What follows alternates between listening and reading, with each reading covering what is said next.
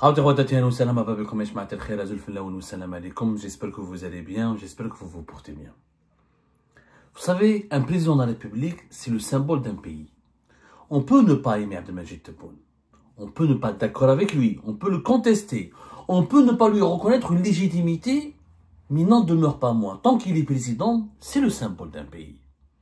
Sur la scène internationale, il est le symbole d'un pays. On peut ne pas l'aimer à l'intérieur du pays. On peut, nous les opposants, les journalistes indépendants ou les militants des droits de l'homme, ne pas l'apprécier, le détester. Ça, c'est entre nous.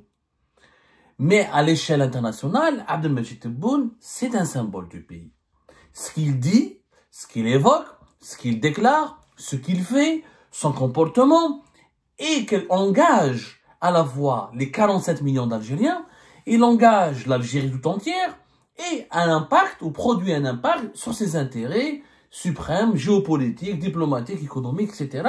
Et c'est au même titre que le drapeau, que l'hymne national, le chef de l'État, surtout dans un pays où l'Algérie, avec un système présidentiel très fort, c'est-à-dire que tous les pouvoirs sont concentrés entre ses deux mains, il a tous les pouvoirs, c'est un système présidentiel absolutiste, très peu de contre-pouvoirs en Algérie, ça fait que le chef de l'État est un symbole du pays. Malheureusement, ce symbole n'est pas du tout bien entouré, et son entourage, ses collaborateurs et ses conseillers ne le sensibilisent pas assez sur la pertinence dont il doit faire preuve à chaque fois qu'il prend la parole. Et c'est malheureusement une tare, un grand défaut dont est coupable Abdelmadjid Tebboune depuis son arrivée au pouvoir. Il gaffe, beaucoup de maladresse, beaucoup d'erreurs, des erreurs de chiffres, des erreurs de certaines vérités historiques, des contre-vérités sont prononcées, sont malheureusement ponctuent malheureusement ses discours et ses déclarations publiques, et ça porte un énorme préjudice à la crédibilité de l'Algérie, à ses intérêts. Récemment à Béchar, quand Abdelmadjid Tebboune était à Béchar, c'était le 24 avril dernier, il a tenu un discours. Et il y a un passage, vous allez voir l'amateurisme dans les travaux, dans la cellule de communication de la présidence et les responsables des cellules de communication, etc. Toutes les cellules de communication, notamment du palais présidentiel Monadia, ils ont laissé ce passage se diffuser massivement sur les réseaux sociaux. Et aujourd'hui, il est devenu un boulet, un véritable boulet rouge, une sorte de bêtise monumentale que Abdelmadjid Tebboune n'aurait jamais dû tenir ces propos. C'est des propos extrêmement maladroits que Abdelmadjid Tebboune a tenus. C'était le 25 avril dernier, parce qu'il a visité le 24 avril, entre le 24 et le 25 avril, il est resté 2 jours à Béchar. Regardez ce qu'il a dit, c'est à propos de l'Espagne. Vous avez certainement vu cette vidéo, cette image qui circule massivement sur les réseaux sociaux et dans tous les médias algériens. Il faut vraiment assister, suivre attentivement plutôt ces propos. On va les commenter ensuite, on va les analyser. ورجعت على الغلطة تاعها وباش اليوم عمرهم ولا كانوا يظنوا أن الجزائر ترغم عليهم اقتصاديا باش يرجعوا زعما ما يديهاش فيك هضر ولا لا يدير شي اللي في راسو وتطبق وتسكت حنا اليوم لا حنا يمشيو بالحق ولا نثوروا عليهم وصبحوا ضيعوا معنا 7 ملايير دولار سنويا ضيع عليهم. Je préfère que vous la réécoutez une deuxième fois parce que elle est importante, cette déclaration, pour la comprendre et mieux l'analyser. Il faut vraiment bien l'écouter. صبانية كانت غلطت ورجعت على الغلطة تاعها وباش اليوم عمرهم ولا كانوا يظنوا أن الجزائر ترغم عليهم اقتصاديا باش يرجعوا زعما ما يديهاش فيك هضر ولا لا يدير شي اللي في راسو وتطبق وتسكت حنا اليوم لا حنا يمشيو بالحق ولا نثوروا عليهم وصبحوا ضيعوا معنا 7 ملايير دولار سنويا ضيع عليهم. Abdelmadjid Tebboune fait référence, vous l'avez bien compris, au problème du Sahara occidental et des relations entre le Maroc et l'Espagne et l'Algérie. l'Algérie avait une crise politique et diplomatique extrêmement virulente et violente, bien avant celle que nous avons aujourd'hui, à laquelle nous assistons aujourd'hui entre l'Algérie et la France, à cause du Maroc et du problème du Sahara occidental. L'Algérie, elle avait un problème très grave avec l'Espagne pendant de juin 2022 jusqu'à 2024. 2 ans pratiquement, les relations ont commencé à se normaliser qu'à partir du deuxième semestre de l'année 2024. Les relations étaient gelées, réduites à leur strict minimum, et l'Algérie avait décidé de sanctionner l'Espagne, qui a reconnu en mars 2022 la souveraineté du Maroc sur le Sahara occidental, en engageant un bras de fer politique, diplomatique et surtout des sanctions économiques. Et effectivement, l'Algérie avait boycotté les importations depuis l'Espagne, elle avait réduit ses échanges économiques avec l'Espagne. Sauf qu'elle n'a pas cessé de vendre son gaz à l'Espagne. Abdelmajid Tebboune, maintenant, dans cette déclaration, affirme ou fait croire aux Algériens et aux Algériens, c'est que, parce que quand un président d'Algérie parle, il n'y a pas que les Algériens et les Algériens qui le voient, même si c'est à Béchar, peut-être les dirigeants algériens ne comprennent pas que nous sommes dans le monde des réseaux sociaux, des télévisions numériques et des médias numériques, où à l'heure de l'intelligence artificielle et tout, l'information circule comme une traînée, elle se répand plus rapidement qu'une traînée de poudre. Et donc, l'opinion publique mondiale et internationale et l'opinion publique nationale, quand elle voit cette vidéo, ce passage, quand elle entend ses propos, elle peut croire légitimement que c'est l'Algérie qui a fait plier l'Espagne. Que l'Algérie aurait fait pression sur l'Espagne pour qu'elle revienne sur sa décision de reconnaître la souveraineté du Maroc et que l'Algérie a convaincu l'Espagne, ou qu'elle a pas convaincu, qu'elle a fait plier, que l'Espagne a été contrainte par l'Algérie de céder aux revendications de l'Algérie qui est de ne plus reconnaître la souveraineté du Maroc sur le Sahara occidental ou de s'éloigner de cette reconnaissance de la souveraineté du Maroc pour revenir vers la position que défend l'Algérie qui est l'option de l'indépendance du Sahara occidental et de la solution de l'autodétermination, à travers la solution de l'autodétermination du peuple sahraoui. Malheureusement, ce que dit Tebboune est faux. C'est factuellement faux. Tout ce qu'a dit Tebboune est faux de A à Z. Quand il dit que sinon ils vont perdre 7 milliards de dollars de business ou d'argent, c'est aussi complètement faux. Alors, il faut savoir que l'Espagne, juste avant le 25 avril, une semaine avant que Tebboune ne parte à Béchar, à Madrid, il y avait le ministre marocain des Affaires étrangères, Nasser Bourita, qui était à Madrid. Il a animé une conférence de presse avec son homologue, le ministre espagnol des Affaires étrangères, M. José Manuel Albares. Et ce dernier a déclaré, littéralement, l'Espagne continue de reconnaître, je dis bien, le plan d'autonomie marocain comme le seule base solide, sérieuse et crédible pour la résolution du conflit du Sahara occidental. C'est nettement, clairement, l'Espagne considère l'initiative marocaine d'autonomie présentée en 2007 comme la seule base, comme la base la plus sérieuse, réaliste et crédible pour résoudre le problème du Sahara occidental. Le 17 avril 2025, vous pouvez aller revoir les images, elles sont sur Internet. Les médias marocains, naturellement, se sont frottés les mains. Ils ont bien profité de cette erreur, de cette maladresse de Abdelmajid Tebboune et de ce mensonge qui a été diffusé dans cette vidéo maladroite pour republier et pour rediffuser massivement cet extrait du chef de la diplomatie espagnole. L'Espagne n'a jamais changé sa position à l'égard du Maroc du Sahara occidental. N'a pas changé d'un iota sa position. Il y a la preuve, elle est par les images. La presse marocaine, depuis 48 heures, elle se moque de l'Algérie, elle se moque de Tebboune, elle se moque de son entourage, elle se moque de l'État algérien et elle accuse de mensonges.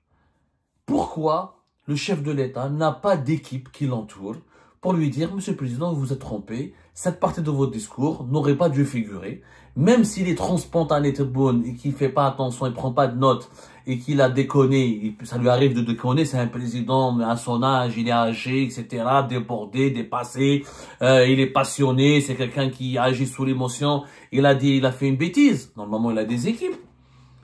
Ce passage, il aurait pu être coupé, la cellule de communication de la présidente de la République aurait pu appeler les médias, leur demander de couper les médias publics, de ne plus diffuser ce passage et de limiter son impact et sa diffusion. Comme ça, on évite à Abdelmajid Tebboune de se retrouver sous le feu des critiques et surtout couvert de ridicule. C'est un mensonge. L'Espagne n'a pas changé de position. Elle n'a jamais changé de position. Et on est dans le mensonge depuis longtemps parce que ce mensonge, il tire son origine d'un autre mensonge qui date de 2023. En septembre 2023, le 22 septembre 2023 plus exactement, le chef du gouvernement espagnol Pedro Sánchez, selon la presse algérienne, il s'était retourné, la presse algérienne s'était frotté les mains à l'époque, elle l'a fait croire notamment la PS, elle a diffusé une dépêche en disant que le chef du gouvernement espagnol, qui a reconnu la souveraineté du Maroc sur le Sahara occidental, s'est retourné contre le Makhzen, contre le Maroc, et affirme que le soutien de l'Espagne a une solution politique acceptable par les deux parties. À l'époque, effectivement, Pedro Sánchez, il avait dit, dans un discours devant les membres de l'Assemblée Générale des Nations Unies, d'ailleurs, Abdelmajid Tebboune, quelques jours auparavant, il avait lui-même, c'était le 19 septembre 2023, tenu lui-même un discours devant les membres de l'Assemblée Générale. Il avait tenu un discours où il avait dit que l'Espagne souhaite une solution équitable pour toutes les parties de ce conflit. Et là, c'est ce qu'il avait dit, une solution politique équitable. Et pour le gouvernement algérien, pour le régime algérien, il a exploité, voilà ce qu'il a dit, une solution politique acceptable pour les deux parties. Dans le cadre de la charte de l'ONU, des décisions du Conseil de sécurité. Les autorités algériennes ont manipulé ces propos. Ils ont voulu faire croire à l'opinion publique algérienne que c'est bon. L'Espagne, elle a cédé. Elle a été finalement, après le conflit avec l'Algérie, elle renonce à son soutien au plan d'autonomie marocain.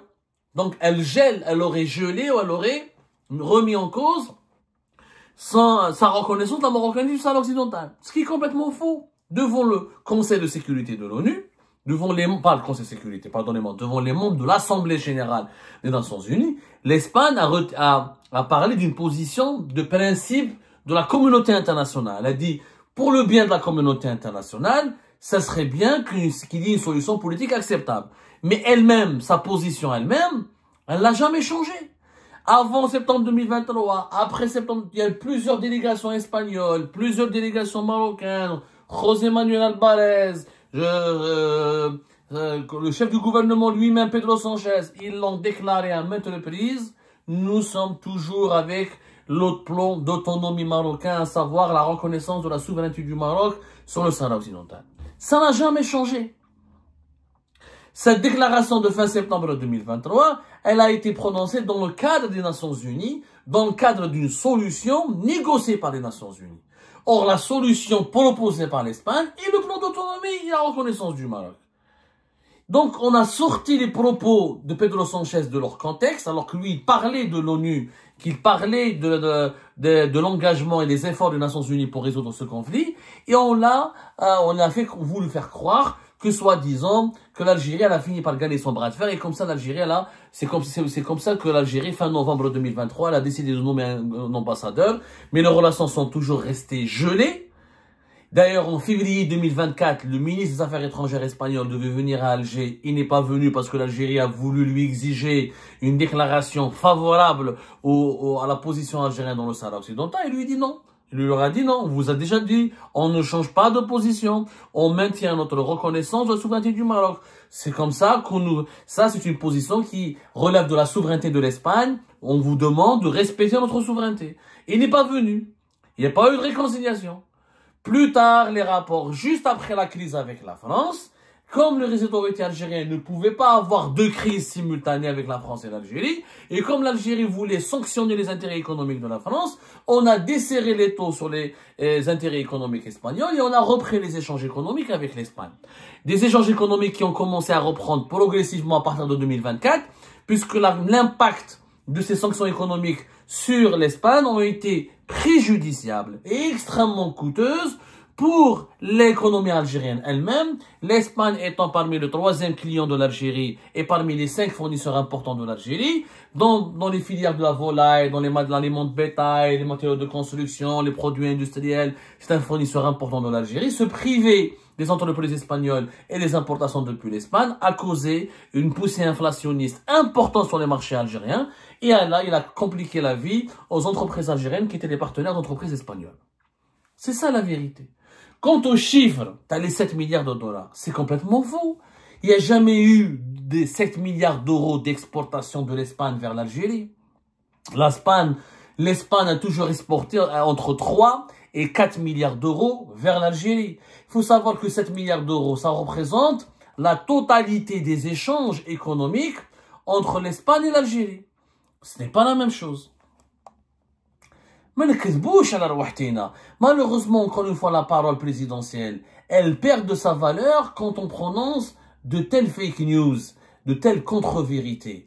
Et Abdelmajid Tebboune, encore une fois, même s'il est, c'est pas pour le déresponsabiliser, mais il a des équipes, il y en a, c'est un des gens à qui il est censé parler, qui sont censés lui expliquer que ça ne se passe pas comme ça.